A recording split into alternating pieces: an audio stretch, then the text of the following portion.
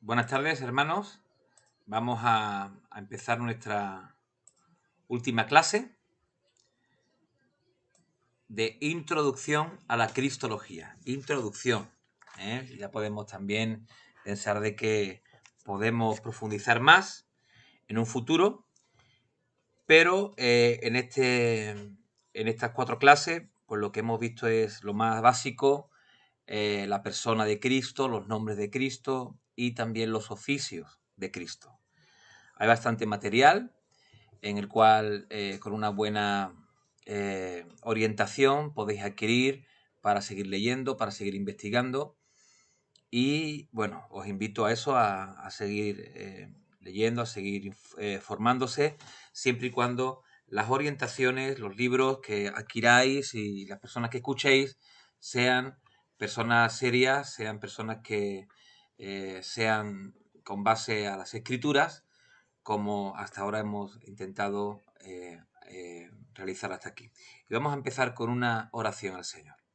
Padre, te agradecemos este tiempo que vamos a tener. Queremos que tú renueve nuestras mentes, Señor, las hagas aptas para recibir tu mensaje, de tu conocimiento acerca de tu Hijo Jesucristo.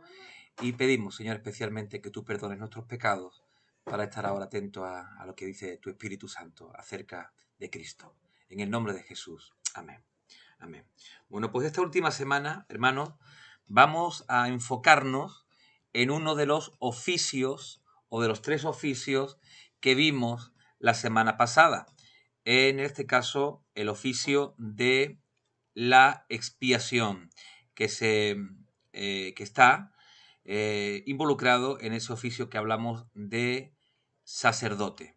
Y dando un repaso de los 3 oficios de Cristo, dijimos que el Señor tiene el oficio de profeta, es decir, que revela a Dios, a su pueblo. Por eso muchas veces en las Escrituras se nos va a mencionar que Jesús es la revelación de Dios, es también el portador de la voz de Dios y sobre todo el que realmente interpreta bien las Escrituras.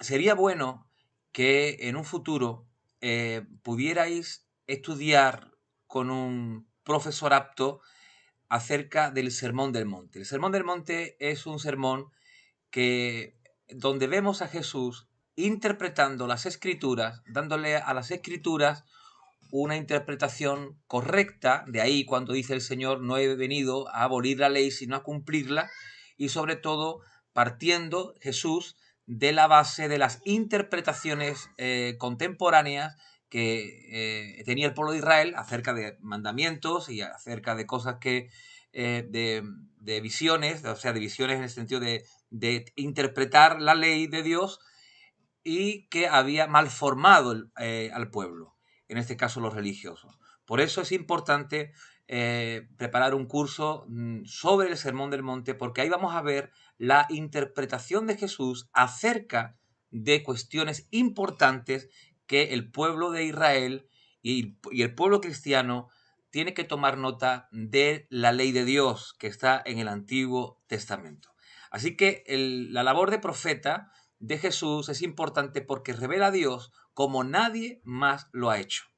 Además, dijimos que también uno de los oficios que tenía Cristo era de rey sobre el universo, sobre la salvación, no la salación, que está ahí mal escrito, la salvación y la creación futura. Es decir, cuando todos estemos en gloria, Él va a reinar para siempre, eternamente. Y finalmente, el de sacerdote, si el profeta revela la palabra de Dios a los hombres, el de sacerdote es el que se pone entre el hombre y Dios. Es ese intermediario perfecto entre el hombre y Dios. Y en este caso, el oficio que tiene el sacerdocio de Cristo es la expiación e intercesión. Expiación se pone en lugar de nosotros para tomar el castigo y salvarnos, y además que el Señor intercede, como dicen las Escrituras, hasta el día de hoy por nosotros a la derecha del Padre. Ahora, ¿dónde encontramos nosotros la fuente de la expiación? ¿Dónde está la fuente? El origen de la expiación está en el amor del Trino Dios. Dice Juan 3:16, de tal manera amó Dios al mundo que ha entregado o que ha dado a su Hijo unigénito para que todo aquel que en él crea no se pierda, mas tenga vida eterna. Es decir, la fuente de esta expiación, que se concreta en Cristo, efectivamente, tiene un origen trinitario, es decir, en Dios mismo, y se refleja a través de la obra del Padre, del Hijo y del Espíritu Santo. Por eso, esta fuente de expiación sería incorrecta si solamente decimos que es de Dios, de Padre, si es del Espíritu Santo solo o si es de Cristo solo, sino que el origen, aunque Jesús ejecuta el acto de expiación, se encuentra en el amor incondicional de Dios por el ser humano, por su creación.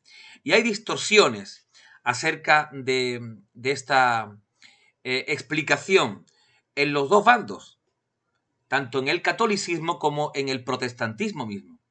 En el catolicismo frecuentemente vemos a un padre, a Dios Padre, un poco inaccesible, rígido, como muchos padres terrenales, y vemos a un Cristo lastimoso, inaccesible, pero una Virgen compasiva, una Virgen amorosa y una Virgen accesible. Por tanto, el cristiano católico se enfoca en esa madre accesible, amorosa y compasiva para llevar sus problemas o sus peticiones delante de Dios como forma de interceder.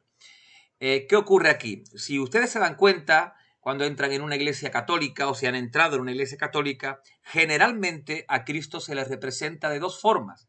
La primera, en brazos de su madre, de María, como un bebé pequeño, y la otra representación de Cristo es un Cristo crucificado, lastimoso. Así que no hay una representación, aunque hay imágenes que sí lo sacan, pero normalmente no hay una representación de Cristo con poder, con gloria. Entonces, lo que trata esa idea al cristiano, al creyente católico, lo que le da la idea es pues que aunque Cristo murió por nosotros, realmente, bueno, pues siempre está ahí un poquito endeble, un poquito siempre protegido por su madre o crucificado, y busca de alguna manera aquella figura que contenga esa simpatía o esa empatía con él, en este caso la Virgen María. Y en el caso del protestantismo igual, vemos a un padre, a un Dios Padre inaccesible, un padre vengativo, sobre todo en predicaciones cuando se escuchan del Antiguo Testamento, un Dios con coraje, con fuerza, un poco abuelo con barbas blancas, ¿verdad? Con un bastón ahí para intentar nada más que ver tu error para golpearte. Y el Hijo, Cristo, en el protestantismo se nos presenta un poco más amoroso, que convence al Padre para que sea compasivo con nosotros, etc. Pero estas dos ideas distorsionan el principio de la operación trinitaria. Es decir, no podemos ver a Dios Padre como no involucrado en amor en esta parte de la salvación, ni tampoco al Espíritu Santo, ni tampoco a Jesús, sino que los tres en la misma condición de Dios y en una operación trinitaria llegan a la conclusión, a la ejecución de la expiación por amor al ser humano.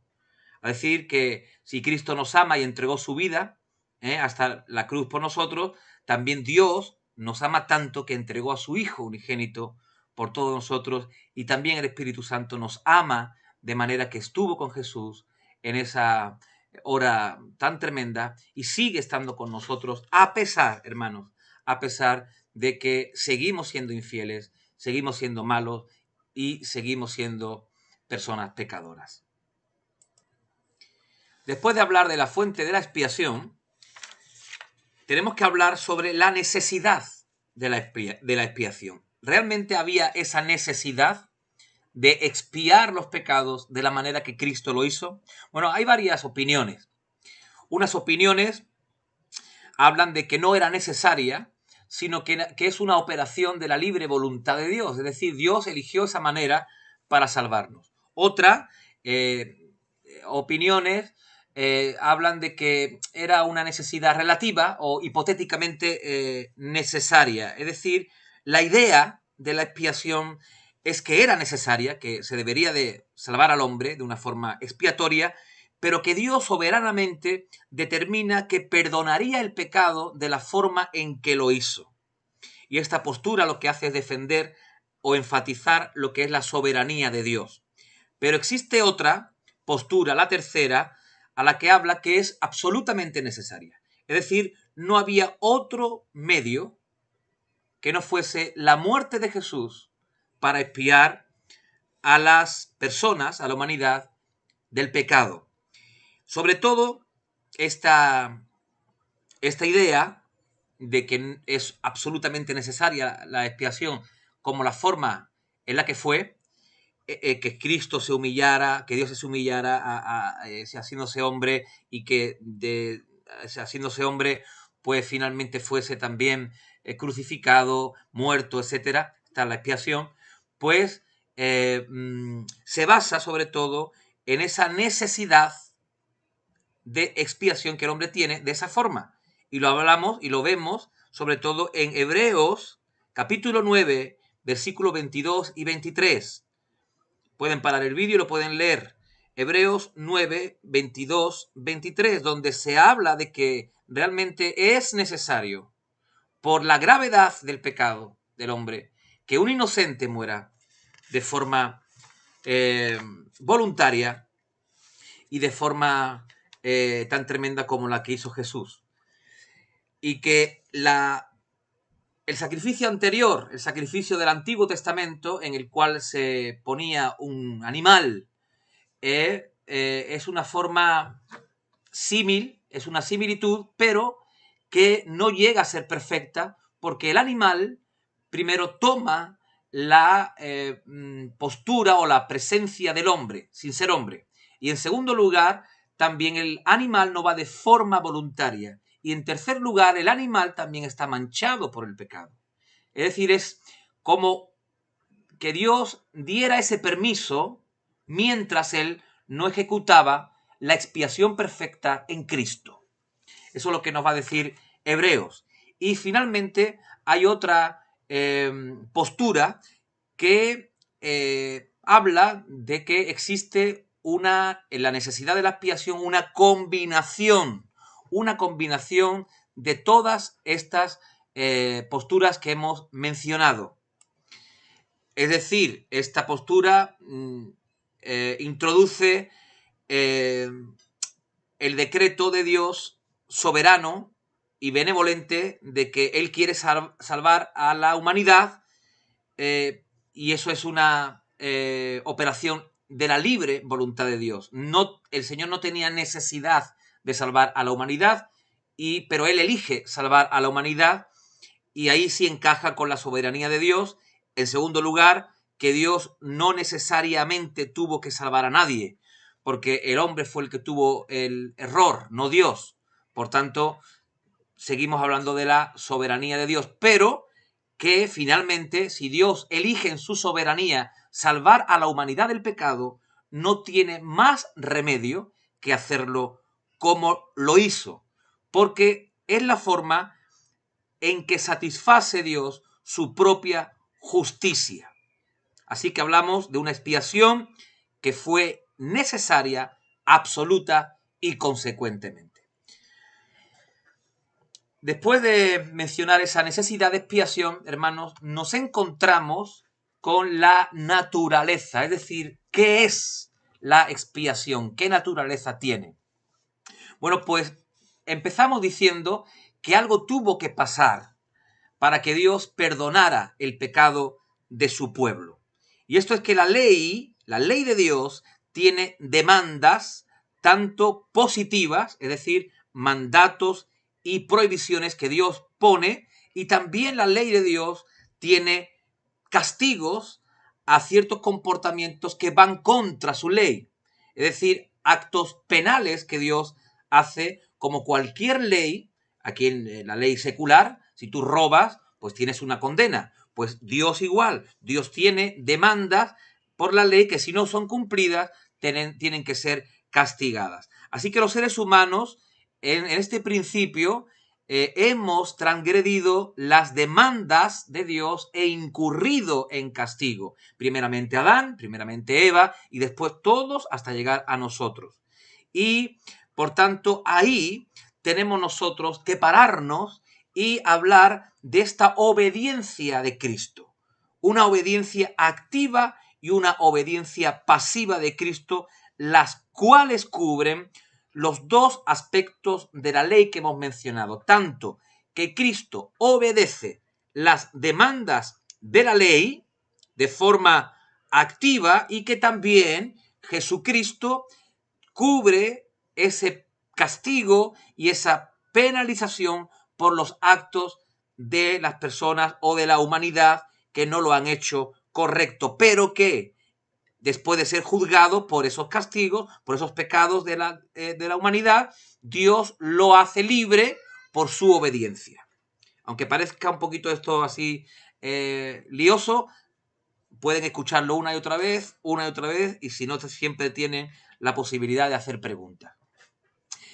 Entonces decimos que la obediencia activa de Cristo, es decir, lo que el Cristo hace cuando está aquí en la tierra, cumple las demandas positivas de la ley. Él cumple con las exigencias de la ley que ni tú, ni yo, ni Adán podemos cumplir, y que la obediencia pasiva, es decir, ser sacrificio agradable a Dios, cumple y satisface las sanciones penales de la ley. Así que la idea de la expiación se enfoca más en la satisfacción de las sanciones penales de la ley, produciéndose la obediencia. En segundo lugar, hablamos de que la expiación es quitar el pecado de una persona por medio de una satisfacción vicaria. Es decir, lo que hace la expiación es cubrir, propiciar o pacificar algo que está en ira a causa de un elemento negativo. Así que la forma en la cual se interpreta en el Antiguo Testamento esta expiación, nosotros lo podemos ver, por ejemplo, en la tapa del Arca del Pacto, en Levítico 16:2, cuando se nos habla del propiciatorio. Y en la Septuaginta, que es la palabra del Antiguo Testamento escrita en griego, y en el Nuevo Testamento, las palabras y las komai que encontramos en Lucas 18:13 y en Hebreos 2:17, y la palabra islasmop que encontramos en Primera de Juan 2:2 y 4:10, se emplean para describir estos mismos conceptos. Es decir, había ya una idea de una actividad propiciatoria para cubrir, pacificar la ira de Dios a causa del pecado. Así que estos textos lo que nos hablan es de que la expiación lo que hace es pacificar, propiciar y placar la ira de Dios a causa del pecado. Y finalmente, hermanos, o casi finalmente, podemos encontrar también en Romanos capítulo 3, versículo del 21 al 26, donde se enfatiza, querido hermano, que la muerte vicaria, es decir, en nuestro lugar de Cristo, fue necesaria para satisfacer las justas demandas de la ley de Dios y para justificar también a los pecadores. Es decir, tenemos dos puntos aquí. Es decir, no solamente Jesús, al morir, en la forma que murió, no en el castigo, sino en obediencia, y también, evidentemente, de la forma que murió, cumple con las demandas de la ley, sino que también nos justifica a nosotros. Por eso hablará Romanos también de este primer Adán, donde por el primer Adán se introduce el pecado al mundo y que por otro Adán, en este caso Cristo, hay una especie de escape del pecado de la humanidad. Es decir, el Señor no solamente hace justas las demandas de la ley, sino que nos justifica también a nosotros. Y finalmente, hermanos, las teorías subjetivas de la expiación son una negación de la expiación. ¿Qué queremos decir con esto? Como hemos dicho antes, toda teoría que plantee que la expiación de Jesús fue algo relativo o algo no necesario, lo que hace es negar la propia expiación. Es decir, por ejemplo, si hablamos de la teoría de influencia moral de Abelardo, que enseña que la muerte de Cristo fue para mostrar solamente el amor de Dios y suavizar de alguna manera el corazón humano para dirigirlo al arrepentimiento, es decir, hablamos de una expiación que Dios hace para que veamos a un Dios sufriente y nos conmueva. Todo eso niega realmente el sacrificio real de Cristo. Cristo no murió para que tuviésemos nosotros compasión de Él, sino para enseñarnos realmente el precio del castigo que nosotros teníamos que pagar. Así que toda teoría subjetiva y no objetiva de la expiación, es decir, concreta, cuando hablamos de objetiva es una teoría concreta que dice que la expiación tuvo que ser tal y como fue porque se incumple las leyes morales, las demandas de la ley de Dios y que el castigo es la muerte y que no hay perdón si en caso de no haber alguien inocente que muera en lugar de nosotros. Esa es la teoría objetiva. Toda teoría que sea o que vaya en contra de ese planteamiento niega la expiación por completo. La niega. Es decir, no le da el valor que tiene que darle. Y por supuesto, a nosotros esa expiación nos da el perdón, la reconciliación, la vida eterna, la justificación, la adopción y el don del Espíritu Santo de una manera eficaz, pero también no solamente cosas que nosotros tenemos y obtenemos, sino también el Señor nos capacita con la fe, con el arrepentimiento, con el amor y con el deseo de servir a Dios. Es maravilloso. La obra de expiación tiene en nosotros algo tan tremendo, hermano, que no solamente nos da, sino que nos hace también dar hacia Dios. Y finalmente, hermanos, casi llegando al final de esta clase, no se nos puede pasar por alto el alcance de la expiación. Cuando hablamos del alcance, nos referimos a quién va dirigida esta expiación tan maravillosa de Dios en Cristo, que nos hace salvarnos no solamente del pecado, sino que nos justifica delante de Dios y aparte nos da muchísimos dones y recompensas. Así que una conclusión inevitable de la naturaleza objetiva de la expiación de Cristo es su efectividad para todos, por los cuales Cristo murió. Es decir, Cristo muere por toda la humanidad, por supuesto, pero la muerte de Cristo tiene absoluta eficacia solo en aquellos que son salvos. No podemos decir que la muerte de Cristo tiene eficacia para todos los individuos, porque para aquellos que no creen en Cristo, la muerte de Cristo no les da la entrada al cielo. Solamente los que creen son salvos, perdonados, justificados, adoptados, etcétera, porque su muerte, la muerte de Cristo, logró esto para aquellos que creen, no para aquellos que no creen.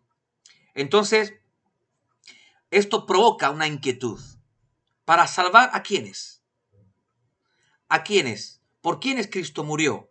La respuesta, hermano, siempre tiene que ser: Cristo murió por su pueblo, por su pueblo, por su pueblo, por aquellos que habían creído, creen y creerán en Él, y con la fe son añadidos al redil, dándose objetivamente la expiación, dándose el tratamiento correcto y terminando ese círculo de amor de Dios.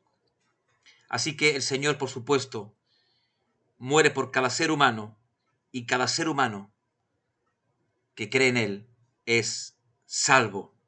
Es decir, nadie puede tener la idea equivocada de que cuando llegue al cielo decir: bueno, es que yo no sabía, yo no tú eras tan bueno, yo creía que... Claro, Cristo muere por todos. Cristo muere por todos. Pero nuestra decisión de ser parte del pueblo es absolutamente lo que nos va a hacer que esa muerte sea eficaz en nuestra eternidad. No decimos que la muerte de Cristo no sea eficaz, sino que o tenga el 80% de la salvación y que el 20% lo tenga el hombre en su elección, sino que Cristo nos da el 100% garantizado de que su muerte es salvación para todos aquellos que al 100% creen en su nombre y en sus, verdaderamente, su acto de amor por todos nosotros. ¿Qué ocurre cuando se malinterpreta este tipo de alcance? Por ejemplo, en las conclusiones católicos romanas y entre los evangélicos, la conclusión más particular es el arminianismo, el cual habla que existe, bueno, pues una especie de libertad en el ser humano de elegir o no elegir, como hemos mencionado. Pero, y aquí ya está el final de la clase, pero es el punto culminante. El punto culminante. Existen muchísimos textos que avalan la expiación particular. Es decir, el arminianismo, hermanos, lo que va a decir es que finalmente tú tienes la última respuesta. Tú tienes en ti, o yo tengo la posibilidad de entender este alcance o este amor tan grande de Dios y decidir humanamente, con nuestras limitaciones, si esa muerte es beneficiosa para nosotros o no. Lo que los textos escritos en las Escrituras nos dicen es que la expiación es eficaz para todos aquellos que creen. Ahora, ¿quiénes son los que creen? Los que son facultados por Dios, por el Espíritu Santo, para entender el mensaje de salvación. Y todos aquellos que entienden el mensaje de salvación son los que genuinamente y sin barrera y sin problema aceptan y comprenden el papel expiatorio de Cristo y levantan su mano en arrepentimiento, dándole su vida entera a Él. Por eso es importante el papel del Espíritu Santo en nuestra elección. Tenemos, cada vez que evangelicemos, cada vez que mostremos a alguien el Evangelio de Jesús, tenemos que orar para que el Espíritu Santo intervenga en el momento de nuestra plática, en el momento de nuestra hablar de Jesús, para que el Espíritu Santo abra el conocimiento y abra el corazón pecaminoso que no deja ver las maravillas de Dios. Por tanto, finalmente no decimos que Dios tiene a unos que escoge a uno para salvación y a otros para condenación, sino que Dios mismo es el autor y consumador tanto de la forma de salvación como del acto de salvación, y que queda en su sola potestad, que queda en su solo misterio y que queda en su absoluta poderío o soberanía.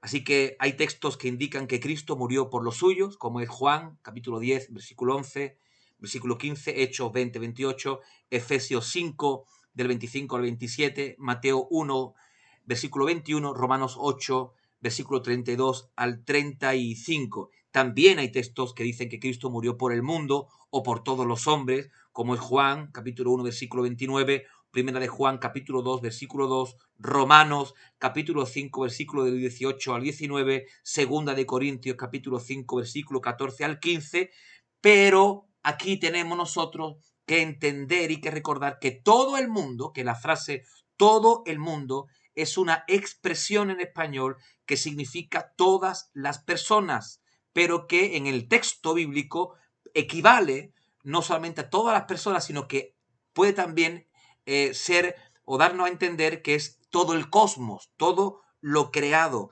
Así que cuando nosotros leamos en las Escrituras que Cristo murió por todos o quiere que todos sean salvos, etcétera, etcétera, etcétera, tenemos que realmente que indagar en el contexto de ese todo. ¿Cuál es el contexto? ¿Qué quiere decir el autor con todos? Es igual que cuando planteamos, por ejemplo, la palabra mundo, ¿no? Pues mundo somos todos, pero sin embargo el Señor Jesús en la oración de Juan dice apártalos del mundo. Pues se está refiriendo a ese mundo pecaminoso. Están en el mundo, entonces en junto o con la gente que no cree, pero aparte somos del mundo, ¿no? Somos personas que pertenecen al mundo. Un poquito así, ¿verdad? Entramos ya en un poquito de teología, filosofía teológica, pero lo que queremos decir finalmente es que tenemos que entender el contexto y no pensar simplemente cuando miramos la palabra todo, de que sea un todo así espontáneo y radical, sino que tenemos que indicar y ver y estudiar en qué contexto se está escribiendo esos textos. Todos puede significar tanto judíos como gentiles, como todos los creyentes, como todos los gobernantes, dependiendo del contexto. Igual puede ser otra vez que esa tensión, ¿no? De la voluntad revelada que sabemos y que conocemos y la voluntad decretada de Dios, sea es decir, su ley y la existencia del pecado, pues puedan servirnos también para entender un poquito más y alcanzar un poquito más el conocimiento de la expiación y la importancia de ese oficio de Cristo. Es decir, la voluntad de Dios es salvar al mundo entero, pero hay una voluntad decretada de Dios que es que la gente tiene que llegar a su presencia limpia de pecado y que la única y el único medio es Cristo. Y así es el alcance de la expiación. A todos aquellos que creen por voluntad de Dios, por acción del Espíritu Santo, que queda en la soberanía y en la benevolencia de Dios. Así, hermanos, terminamos con una conclusión diciendo que la importancia de esta doctrina de la expiación es doble. Doble porque nos debe animar en la evangelización, porque sabemos que Cristo murió por muchos. Cristo no murió esperando a ver si alguien se convertía solamente, sino que Cristo murió por muchos, por su pueblo, porque Él los conocía, sabía quién iba a recibir su palabra y que esos muchos van a responder afirmativamente a la expiación de Jesús. Y además es importante para la seguridad de nuestra propia salvación. No se puede enseñar y por ahí ir diciendo que la salvación se pierde, se gana, se pierde, se gana, se pierde, se gana, si Cristo murió una vez y para siempre por todos nosotros, y si esa expiación se ha hecho efectiva en ti, es para siempre. Si no, nunca se ha hecho efectiva. Así que solo con una redención, con una salvación particular, es decir, hecha para el hombre, hecha para ti, hecha para mí, tú puedes estar seguro y decir que Cristo murió en mi lugar. Y solo sobre la base de su expiación particular, es decir, individual para ti, puede descansar una salvación, como dice Pablo, segurísima. Que el Señor te bendiga, te dé muchísima sabiduría y todo lo que no hayas entendido, pues aquí estamos para aclarar cualquier duda. Que el Señor os bendiga, mis hermanos, que tengan una buena noche.